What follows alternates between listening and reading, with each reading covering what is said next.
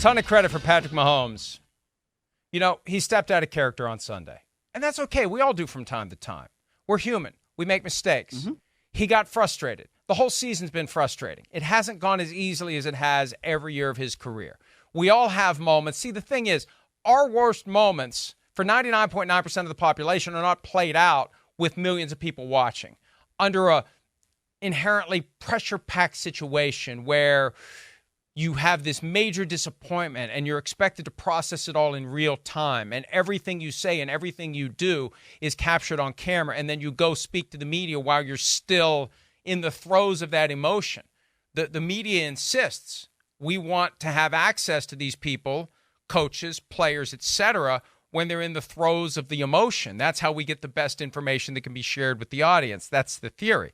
Well, sometimes you're going to have people say things that they wouldn't say if they had a chance to sleep on it, if they had a chance to think about it, if they had a chance to process their disappointment. And I give Patrick Mahomes credit, because how many times have we seen people double down? Yeah. Like, I already said this, I already did this, I already acted this way. I'm not changing. I still believe what I believed. I credit him, Myles, for recognizing that he overreacted, that he was wrong. Kadarius Toney was lined up offside. We've seen angles, we've seen video, and for Patrick Mahomes the next day to express regret, because it really was kind of awkward for him and Josh Allen when he goes out to the middle of the field and he's venting about the call to Josh Allen when you're supposed to say, hey, great job, maybe we'll see you again down the road, and they go their separate ways. This isn't gripe session. This isn't airing of grievances on Festivus for Josh Allen, a Seinfeld reference that Myles doesn't get, but maybe he's heard it enough times that he has. That. And Josh Allen's like, what did I, like, if I'm Josh Allen, like, what did I do? So yeah. I give Patrick Mahomes a lot of credit for acknowledging that he did overreact. And it wasn't just that play. I think that was just the straw that broke the camel's back on a season of frustration for Patrick Mahomes. Oh, absolutely. Look, this has been a very, very tough season for the Chiefs, and specifically for Mahomes, because it's like all the things that he's done that have worked in the past are not working.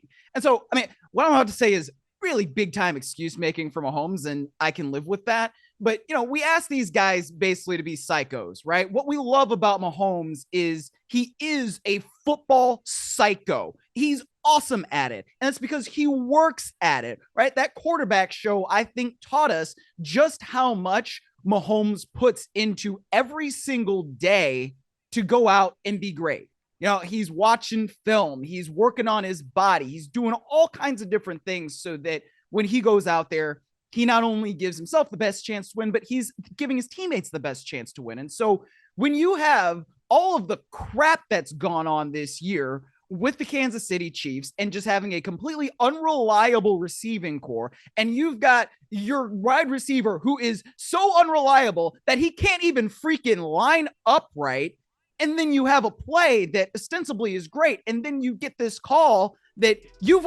we've heard generally in the NFL 2 times in 2022 and 1 time in 2021.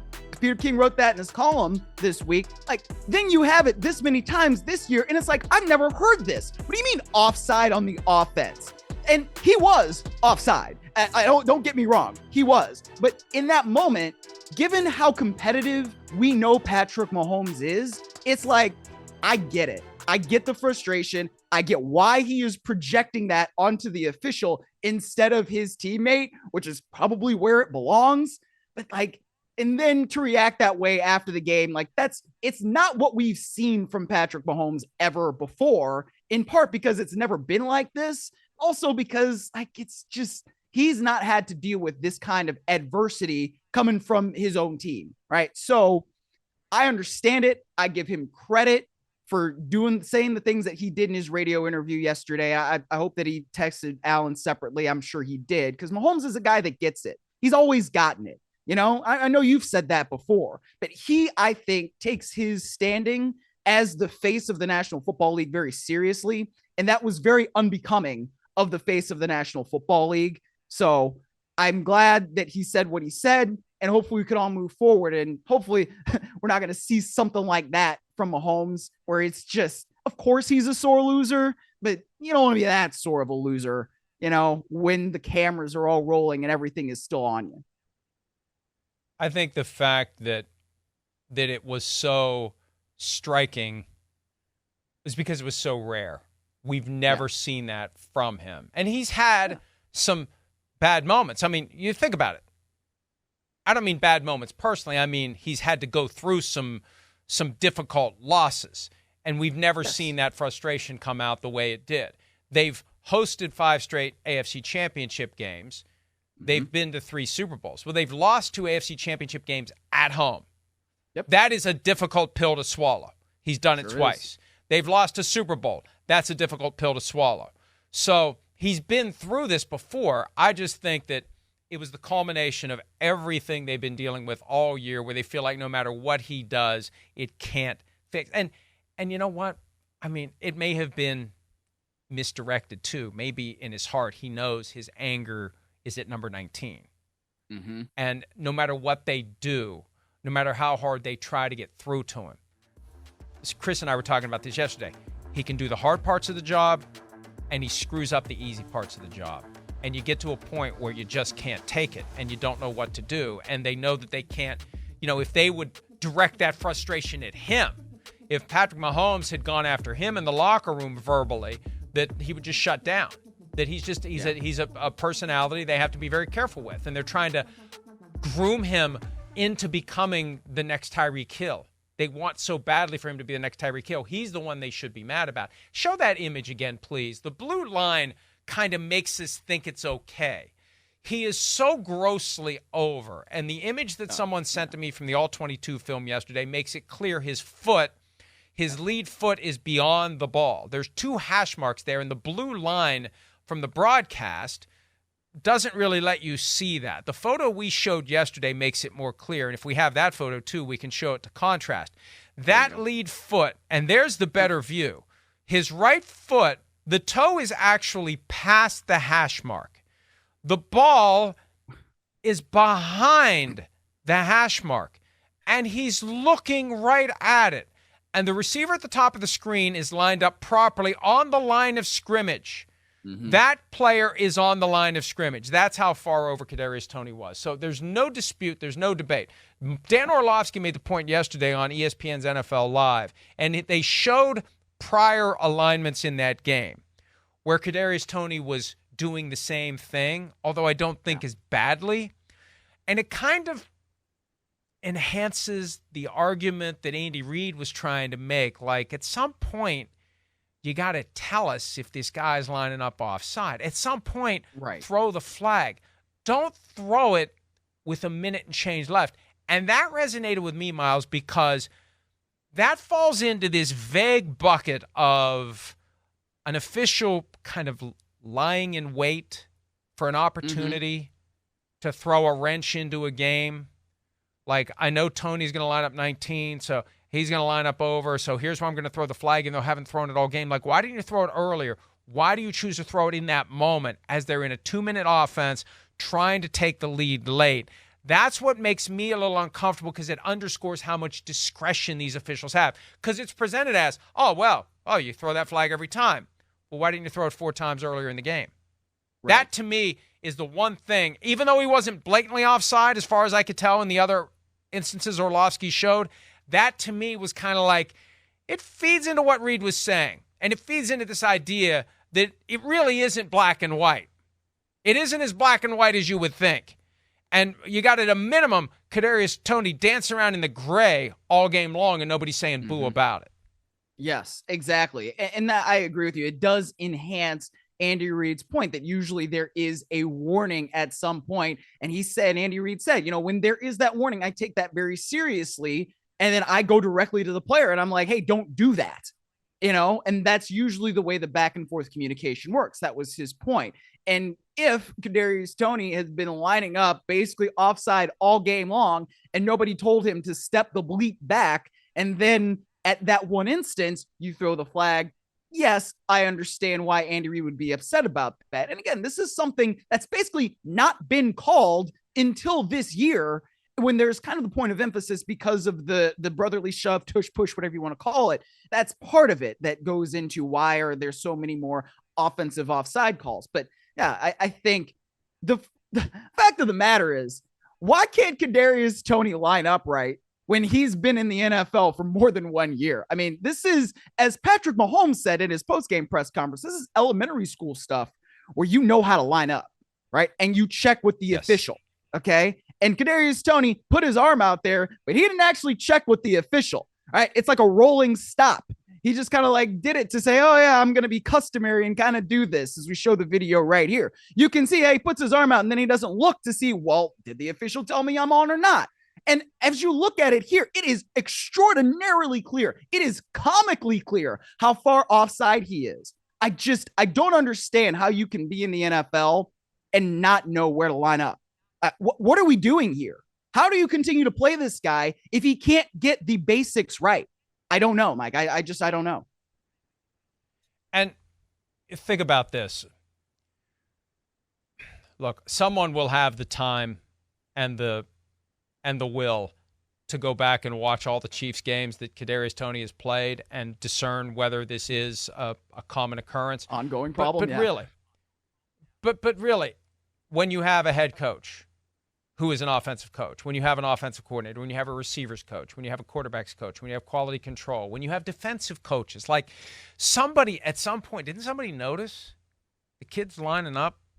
Like, we got to get him in the right spot. We got to make sure he's in the right spot. And if he's that grossly offside in crunch time of a key game, there's got to be other times where he's been, a little loose with his alignment and nobody's said anything to him about it. Whether they're afraid to, because you never know what's going to set him off, I don't know. But the other part of it too, and this is what makes it more glaring, and this is what feeds into, I think, the sense by Chiefs fans that there's a weird double standard out there. Look at what they let offensive linemen do. Peter King made this point last week when we were talking about the false start on the snap by Christian Kuntz of the Steelers on Thursday night. The head moving up, and that's enough. Yeah. When you see before the snap, the guards are turning their bodies around and pointing at the quarterback and talking to this guy when you're supposed to be in your stance. And the left tackles are lined up like they're in the backfield. Yeah. The left and the right tackles, and they leave a little bit early, and all that's fine. But this, but the problem is he was clearly offside. That's the problem. He was clearly offside. Let's hear a little bit from Andy Reid yesterday. We heard from Patrick Mahomes the day after. Andy Reid wasn't happy either the day of. Here's what he had to say the day after about what he had said on Sunday and his message to Kadarius Toney. I know what I said about the officials yesterday or insinuated about the officials. Listen, there are no excuses on this thing. So normally it looks over to the sideline and just gets an okay.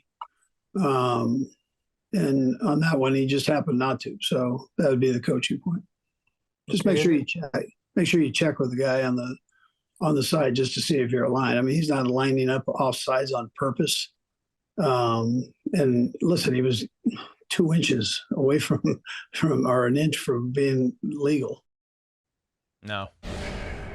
Not maybe a foot or two, not an inch or two. But the coaching point, see, here's the thing about coaching points. Sometimes they come too late. Right? You want to catch these things before they take a win off the board. And who knows what the Bills would have done with the ball, but that was a hell of a moment that was gone. Yeah. And Patrick Mahomes suggested at one point on Sunday that the official, like the flag takes away this great moment. You saw the flag in the air on that video we showed. You didn't know the outcome of the play when he threw that flag. He was clearly offside. And that whole perfunctory, I'm going to look over there, I'm going to put my hand up like, hey, am I okay? And he just turned away. He didn't wait for confirmation. You see his foot move a little bit like he's adjusting. But, yeah, he's clearly, again, the easy part of the job he can't do. The hard part of the job he can. The easy part of the job he can't do. And that is what has got to be so maddening for the Chiefs. As they try to make him into the best player he can be, when you're doing this kind of stuff, you create your own impediments to whatever greatness you possibly can achieve. I don't know what you do, Mike. I mean, with that unreliable receiving core, as the Chiefs try to get through the rest of this season, look, it's not out of the question that Denver could possibly catch the Chiefs. I don't really think that that will happen, but it's not out of the question because the Chiefs receivers have let the Chiefs down time and time and time and time again. And this is who they are now, right? We are in the middle of December. So there's no real correction that you can do in terms of personnel at this point in the year. You can shift playing time, which is what they did on Sunday. You saw more Rashee Rice. You saw more Watson rather than, MVS and Sky Moore. But at the same time, if the Chiefs are going to put together a second consecutive championship run, which I don't really think that they're going to be able to do, then they need players like Toney to step up and be consistent, right? You need players like Rice to step up, be consistent, don't fumble, and I don't know how they're going to be able to get there. Maybe Mahomes needs to start directing some of that anger at those guys, right? I don't know if that's going to help or not, but at a certain point, the coddling that they've been doing publicly, it's not working, and I don't know. And I also don't know what's going on behind the scenes, right? Because maybe he is yelling. I don't know. But something's got to change there, and they have to change it quickly because right now, this is not a team that looks like they can make a deep run into January. I don't know if they can get a January win right now. Hi, it's Mike Florio. Thanks for watching PFT on YouTube. Hit subscribe for the latest news and analysis from Pro Football Talk.